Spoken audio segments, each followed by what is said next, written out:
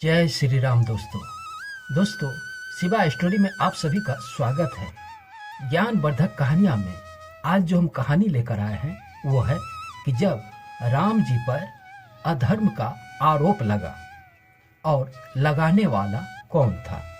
दोस्तों, चैनल को सब्सक्राइब नहीं किए हैं तो चैनल को सब्सक्राइब जरूर कर ले। मैं इसी तरह का ज्ञानवर्धक कहानियां लेकर रोज आता हूँ। तो चलिए कहानी की ओर बढ़ते हैं। राम कथा के नाम पर हिंदू संस्कृति को मानने वाले लोग मुख्य रूप से महर्षि वाल्मीकि का रामायण और संत तुलसीदास की रामचरितमानस का पाठ करते हैं। रामचरितमानस में श्री राम को ईश्वर का रूप माना गया है। रामायण में वाल्मीकि ने राम का मर्यादित रूप तो दिखाया है, लेकिन उनका मानवीय चेहरा भी पेश किया है।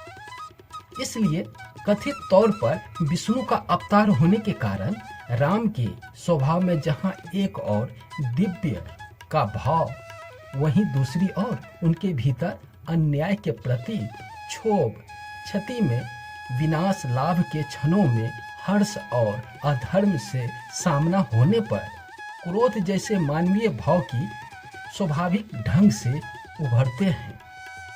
रामायण में राम अंत तक खुद को सामान्य मनुष्य ही मानते थे। उन्होंने किसी भी अवसर पर अपनी दिव्यता का प्रदर्शन नहीं किए।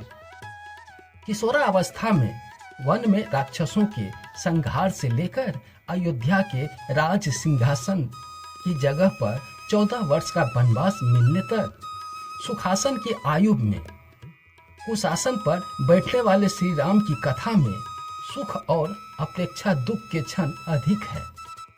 वनवास में कष्ट भोग रहे राम का दुख तब असहनीय हो जाता है जब राक्षस राज रावण उनकी पत्नी सीता का हरण कर लेता है और उन्हें समुद्र पार लंका ले जाता है।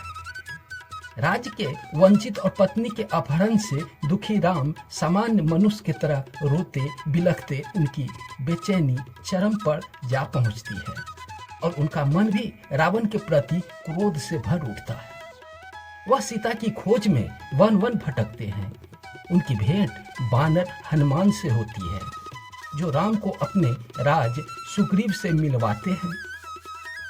संजोग से सुग्रीव की हालत भी राम जैसी ही थी। वह भी राज और पत्नी खो चुका था। सुग्रीव की यह दशा किसी दूसरे ने नहीं बल्कि उनके बड़े ही भाई बाली ने की थी। बाली ने सुग्रीव को उनके अपने राज्य किष्किंधा से निकाल दिया था और सुग्रीव की पत्नी रूमा को भी बलपूर्वक अपने साथ रख लिया था। राम और सुग्रीव की पीड़ा एक जैसी ही थी। दोनों से उनका राज छीना गया था। उनकी पत्नी दूसरे पुरुषों के कब्जे में थी। इधर सुग्रीव के पास अपार बानर सेना थी जो कि राक्षस से टक्कर ले सकता था। उधर राम के पास अदम साहस, दिव्यास्त्र, धर्म, संभल और गुरु का आशीर्वाद था। दोनों को एक दूसरे का मित्र बन जाने में भी लाभ दिखाई देता था। अग्नि को साक्षी मानकर सुग्रीव और राम मित्र हो गए। दोनों ने एक दूसरे की सहायता करने की प्रतिज्ञा भी ली। सुग्रीव का राज और पत्नी वापस पाने के लिए बाली को सराहना आवश्यक था, लेकिन यह सरल काम नहीं था। बाली ऐसा था कि सूरज उगने से पहले बिना थके पृथ्वी की परिक्रमा कर सकता था।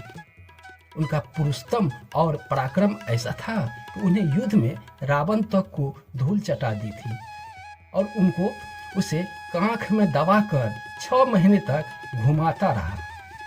बाली को मारने में एक और बड़ी बाधा थी। उसने वरदान मिला था कि उसे जो भी सामने से लड़ता, उनकी आधी शक्ति बाली में चली जाती। यही वजह थी कि सुग्रीव बहुत प्रयास करने पर भी बाली को हरा नहीं पाया। बाली को मिले वरदान के चलते उससे आमने सामने युद्ध करना राम के लिए भी कठिन था। आखिरकार यह नतीजा निकला कि बाली को सीधी लड़ाई में हराना संभव नहीं है, इसलिए उसे छिपकर मारा जाए। राम ने यही किया। योजना बनाई गई। राम के संकेत पर सुग्रीव ने बाली को उकसाया और उसे युद्ध के लिए ललकारा। बाली क्रोध में सुग्रीव से लड़ने आ गया। उधर पेड़ की ओट में राम धनुष बाण लिए तैयार थे।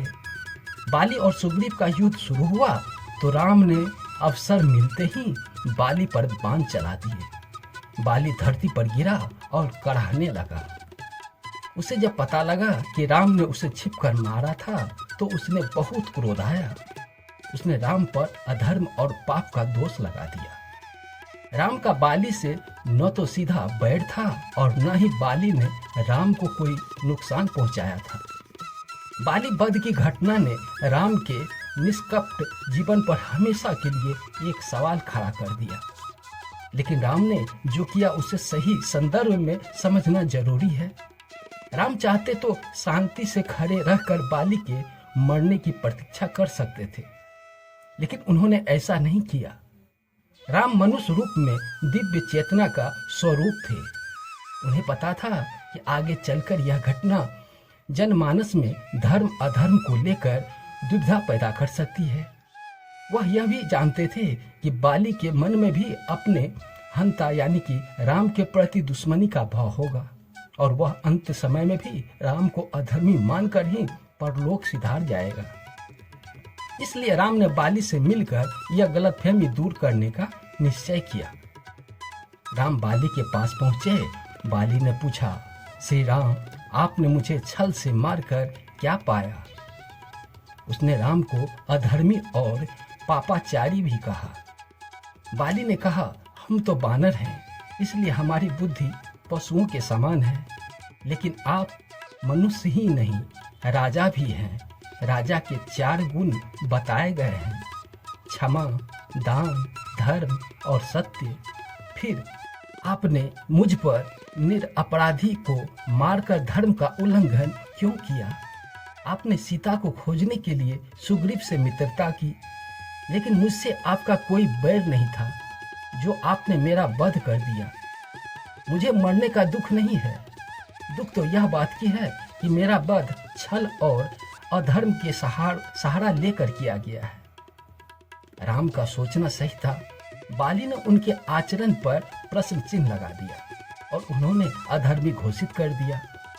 बाली के आरोप जवाब राम ने कहा, बाली, तुम मुझे दोष दे रहे हो क्योंकि तुम धर्म और लोकाचार के बारे में नहीं जानते हो। देश में महाराज भारत का शासन है। उनकी आज्ञा है कि जहां भी अधर्म दिखे उसे समाप्त कर दिया जाए। छोटा भाई पुत्र के जैसा होता है और उनकी पत्नी पुत्र वधू के समान होता है। तुमने अपने छोटे भाई सुग्रीव का राज छीना है और उनकी पत्नी रूमा को बलपूर्वक अपने साथ रहने पर मजबूर किया है। यही नहीं, कामासक्त होकर तुमने रूमा के साथ पाप कर्म भी किया है। यह धर्म का सीधा उल्लंघन है। इस अपराध के लिए मृत्यु से कम कोई दंड नहीं होनी चाहिए। तुम्हें मारने का दूसरा कारण यह भी है कि सुग्रीव मेरा मित्र है और मैंने उसे वचन दिया है कि मैं उनका राज्य और पत्नी वापस दिलाऊंगा। बाली, मैं महाराज रघु का वंशज हूँ। मैं अपने प्राण तो दे सकता हूँ, लेकिन अपनी प्रतिज्ञा नहीं तोड़ सकता, क्योंकि पापी अगर राजा से पाप के लिए क्षमा मांगे और राजा उसे क्षमा कर दे तो अलग बात है। लेकिन धर्म कहता है कि पापी को दंड न देने से राजा खुद पाप का भागीदार बन जाता है। इसलिए तुम्हारा अपराध जानने के बाद भी तुम्हें दंडित न करने से मुझे पाप लगेगा और भरत की छवि धूमिल हो जाएगी। छिपकर तुम्हारा वध करने का तीसरा कारण यह भी है कि तुम शाखा मृत बानर हो। धर्म को जानने वाले बड़े बड़े राज ऋषि भी फंदा लगाते हैं और छिपकर छल से शिकार करते हैं। इसलिए तुम्हारा छिपकर शिकार करके मैंने धर्म का उल्लंघन नहीं किया है। श्री राम का यह उत्तर सुनकर बाली ने स्वीकार किया कि सुग्रीव का राज्य और उनकी पत्नी छीनकर उसने भारी भूल की है। उसने श्री राम पर लगाए अधर्म का आरोप भी वापस ले लिया। राम बाली के इस संवाद से साफ है कि राम पर लगाए गए आरोप झूठा है। उन्होंने बाली को मारकर धर्म का उल्लंघन नहीं किया। श्री राम ने बाली का वध करने का धर्म का पालन तो कर लिया, लेकिन वह अपने कर्म से मुक्त नहीं हो पाए। राम ने जिस तरह शिकारी की तरह छिपकर बाली को मारा, समय आने पर राम को भी अपने कर्म का फल भोगना पड़ा। कहते हैं त्रेता युग खत्म होने पर द्वापर युग में विष्णु कृष्ण के रूप में अवतार लिया। तब बाली ही वेद्या बनकर पैदा हुआ। अंत समय में उन्होंने कृष्ण के पैर को हिरण का मुंह समझकर बाण चलाया, जिससे कृष्ण की मृत्यु हो गई। इस प्रकार राम का कर्म चक्र पूरा हुआ। बाली वध का प्रक्रम वाल्मीकि रामायण के किष्किंधा कांड से लिया गया है। इसका उद्देश्य लोगों तक यह संदेश पहुंचाना है कि कई बार हम तथ्यों को अनदेखी कर देते हैं और केवल वही देखते, पढ़ते, सुनते हैं जो हम देखना, पढ़ना, सुनना चाहते हैं। हमने इस प्रक्रम में देखा है कि तरह बाली ने राम पर अधर्मी होने का आरोप लगाया। अंत में सिद्ध यह हुआ कि वास्तव में अधर्मी बाली था। इसलिए धर्म अधर्म का पूर्ण ज्ञान न हो तो श्रेष्ठ पुरुष पर आरोप लगाना आत्मज्ञानी और अपराध बोध का कारण बन जाता है। दोस्तों, यह कहानी पसंद आई हो तो चैनल को सब्सक्राइब जरूर कर ले। मैं इसी तरह का ज्ञानवर्धक कहानियाँ लेकर रोज आता हूँ। जय श्री राम।